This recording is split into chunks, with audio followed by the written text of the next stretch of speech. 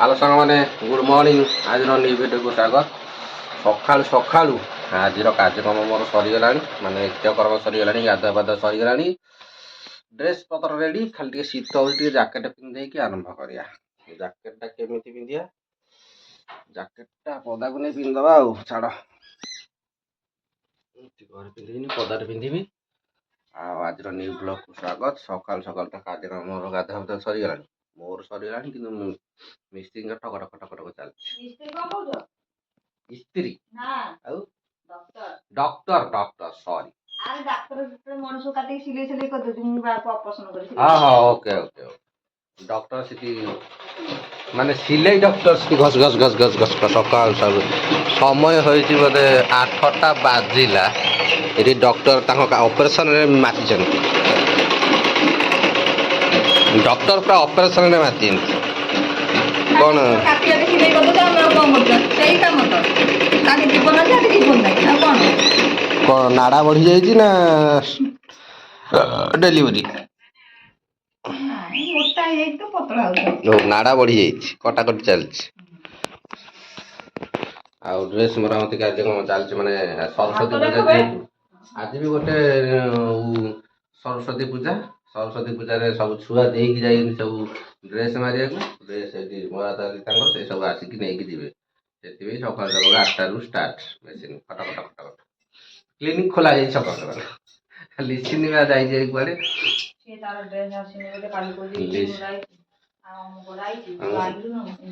ହଉ, ଲିସିନିର ଡ୍ରେସ୍ ଆସିନି, ନୂଆ ଡ୍ରେସ୍ ସରସ୍ୱତୀ ପୂଜା ପାଇଁ। ସେ କୁଆଡ଼େ ଯାଇଛି, ସିଆଡ଼େ ବୁଲୁଛି। ସରସ୍ୱତୀ ପୂଜା ତ ସେ ଆଜି ଯାଇଛି ସାଙ୍ଗମାନଙ୍କ ହାତରେ ସିଆଡ଼େ ରାସ୍ତା ବୁଲିବାକୁ। ହଉ, ମୁଁ ଯାଉଛି ତା ପାଇଁ। ସେ ମୋତେ କାଲିଠୁ ବସେଇ ଦେଇନି। ଭୋଗ ଆଣିବି, ଫୁଲ ଆଣିବି, ସବୁ ତା ପାଇଁ ଗୋଟେ କାର୍ଯ୍ୟକ୍ରମ କୁହ। ତାପରେ ମୁଁ ଯାଉଛି ଆଗ ବାରିକି ଟିକେ ଫୁଲ, ଗେଣ୍ଡୁ ଫୁଲ ନେଇକି ଆସେ। ତାପରେ ନେକ୍ସଟ କ'ଣ କରୁଛି ଦେଖେଇବି।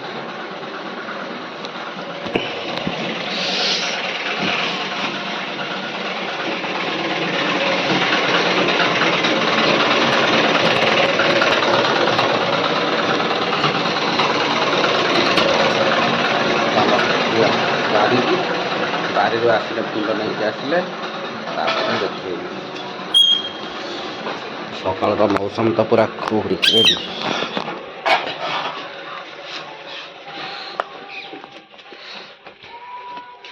ଭାତ ବସେଇ ଦେଇକି ସିଆଡ଼େ ଖଟ ଚଲେଇଛି।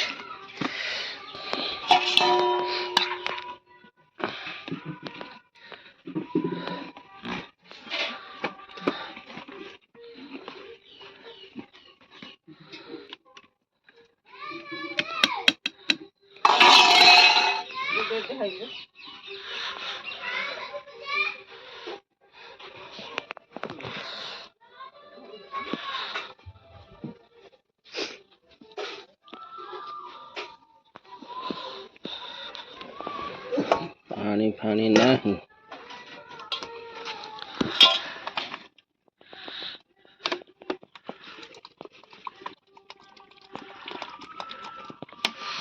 ରାଜା ଭାତ ଜଗିଥା, ଭାତ ହେଲେ ମାମୁଁକୁ ଡାକିବୁ। ଏଇ ଜଗିଥା, ରାଜା ଆମର ଭାତ ଜଗିଛି। ଭାତ ହେଇଗଲେ ଡାକିବ।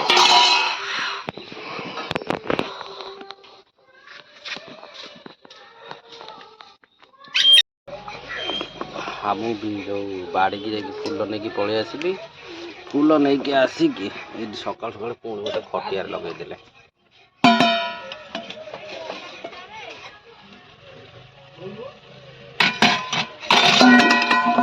ଚାଲିଛି ଆମର ବାଇଗଣ ଭଜା।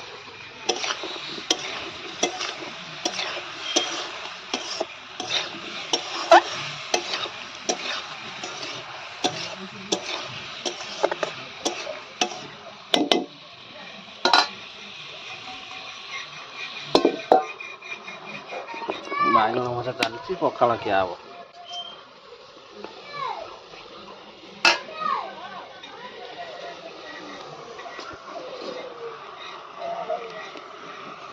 ଭାତ ରେଡ଼ି, ଆଉ ଖାଲି ବାଇଗଣ ଭଜାଟା ହେଇସାରୁ ତାପରେ ପଖାଳ ଖାଇବା ଆଜି ସରସ୍ୱତୀ ପୂଜାରେ ଆଉ।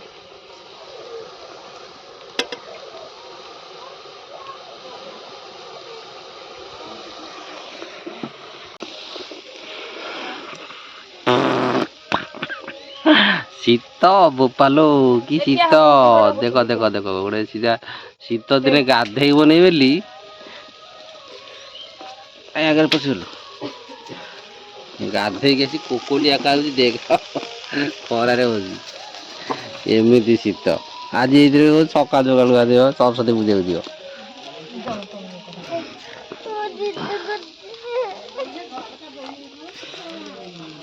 ହଉ ଏଇଠି ମୋର ଭଜା ସରିଗଲା ଭଜା କମ୍ପ୍ଲିଟ୍ ଚାଲ ପଖାଳ ଖାଇଦେଇକି ଆମେ ଆମର ଖଟିଆକୁ ଯିବା ନିଶ୍ଚିନ୍ତ ଯିବା ସରସ୍ୱତୀ ପୂଜା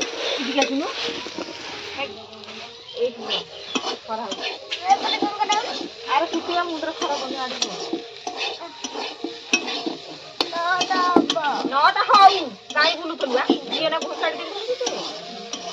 ଘେର ଖାଇବାକୁ ପଳଉଛ ଡାକିଲା ଶୁଣୁ ତୋର ରାସ୍ତାରେ କଣ କାମ ତାଙ୍କ ରାଗିଲନି ଆସିକି ମାନେ ଟାଇମ୍ ଦେଇ ଦେଇନ୍ତି ସମୟ 9ଟାରେ ଯିବ ନା ଆଉ ଅଧିକ ସମୟ ଲେଟ୍ ହବନି ରାଜା ତା ମୁହଁରେ ଟିକେ ମୁତି ଉଠି କ'ଣ ଗାଁଟି ଟିକେ ବହୁଛୁ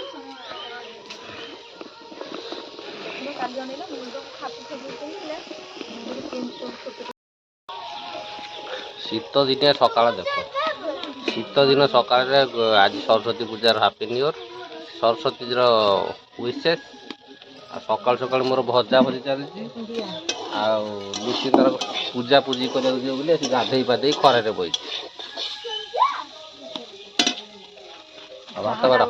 ଭାତ ବାଡ଼ ସକାଳୁ ସକାଳୁ ପଖାଳ ଖାଇଦେଇକି ନିଶ୍ଚିନ୍ତ ଯିବ ସରସ୍ୱତୀ ପୂଜାକୁ ମୁଁ ଯିବି ମୋର କାମକୁ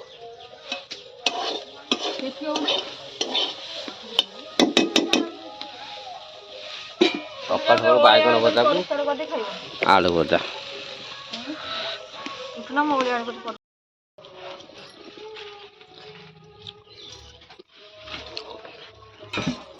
କେଡ଼ୁଆ ଗଦ ଆଜି ଭୋଜି ହଉଛି ରେ ଏ ଗଦ ଆରେ ଯିବୁ ସରସ୍ୱତୀ ଭୋଜି ଖାଇବାକୁ ଆମେ ଯାଉଛୁ ସମସ୍ତେ ଭୋଜି ଖାଇବାକୁ ଯିବୁ ଯାଉନୁ ବାହାରିବୁ ନାଣ୍ଡି ବାହାରିଲେ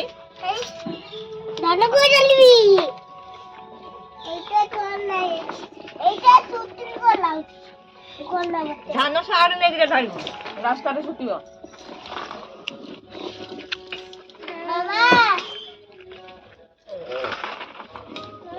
ଖରା ଟିକେ ଠିଆ ଚୁଟି ଶୁଖି ଯାଉ କୁଣ୍ଡେଇବୁ ବାଜୁ ନଅଟା ହଁ ଆସନ୍ତୁ ସିଧା ଯାଇଥିବ ନନା ଆସିବେ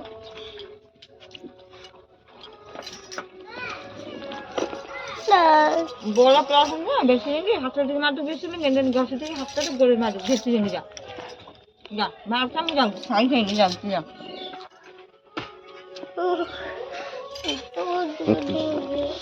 ଗୋଟେ ପିଲାକୁ ଶୀତ ଚାଲିନେ ସେ ସରସ୍ୱତୀ ପୂଜା ବୁଲିଯିବ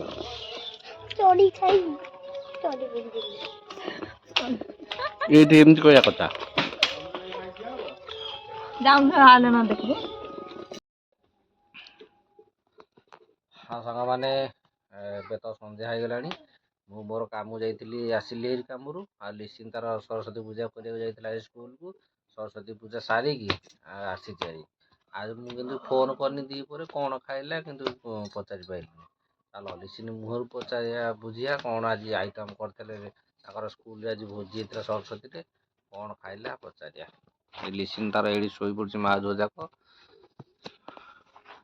କ'ଣ ହେଇଥିଲା ତମର ଆଜି ତମ ସ୍କୁଲରେ କହିଲୁ ସରସ୍ୱତୀ ପୂଜାରେ ଭାତ ଡାଲି ଆଉ ମିକ୍ସ ତରକାରୀ କୋବି ତରକାରୀ ତା ଦେହରେ ପନିର ପଡ଼ିଥିଲା ହଁ ଏତେ ଖାଇବା ଖାଇଦେଇଛି ଲିସିନ୍ ତାର ଭଲ ଆଇଟମ୍ ଖାଇଦେଇଛି ଆଜି ସରସ୍ୱତୀ ପୂଜାରେ ଆମର ତ କାମର କଥା ଆମେ କା ଲେବର ଆମେ ଖାଇ ଦେଇଛୁ ଅରୁଆ ଡାଲମା ଆଉ ତାହେଲେ ତା ମାମା ତ ଆଜି ଘରେ ବୋଧେ କ'ଣ ଖାଇଦେବ ଆଉ ମାଛ ଭାତ କରିକି ଆଉ ମାଛ ଭାତ କରିକି ପାଠ ପଢୁଥିଲି ମୁଁ ପାଠ ପଢୁଥିଲି ପାଟୁଆ ସରସ୍ୱତୀ ପୂଜା କରୁଛୁ ନା ଓହୋ ଭାତ ଅରୁଆ ଭାତ ଡାଲି ଆଉ ଆଳୁ ଭଜା କରିଥିଲା ମୁଁ ଆସିକି ସ୍କୁଲରୁ ଆସିକି ଖାଇଲି ତୁ ସ୍କୁଲରେ ଖାଇନଥିଲୁ ପୁଣି ଆସି ଘରେ ଖାଇଲୁ ମୁଁ ଭୋଜି ଖାଇଥିଲି କିନ୍ତୁ ଏତିକି ନାକୁ ଭାତ ଖାଇଥିଲି